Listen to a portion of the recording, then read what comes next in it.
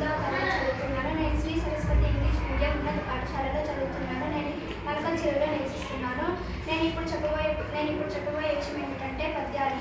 ఒకటవ పద్యం. జననీ జనుగుల నిలుగని పెంచిన దేవత నటించు పెంపకం భక్తి గనుగొని అంశం వారి దనుకుటయే నీకు సౌఖ్యము విద్యార్థి భావ.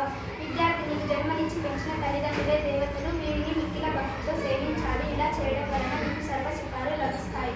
రెండవ పద్యం. దాని చేయలేదని యథార్థిక సంపదలుండి ఉండం తానే ఫలంపులుగా సత్యము దూరగా మాను గాచిన తానే ఫలంపులుగా వృధా పడిపోవడం ఎండి గాడిచే గానలలోన నేమిటికి గాక అభోజములలో భాస్కర భావ. ఓ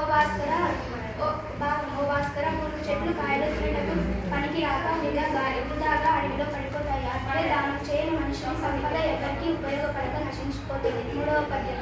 పిన్నల పెద్దల ఎడగడు మరణించే మెరుగు సుజన మార్గం పుడే వెన్నుకొని తిరుగుచున్నగా నన్ను ఎడల నిన్ను పెడుతూ వన్న కుమార భావ.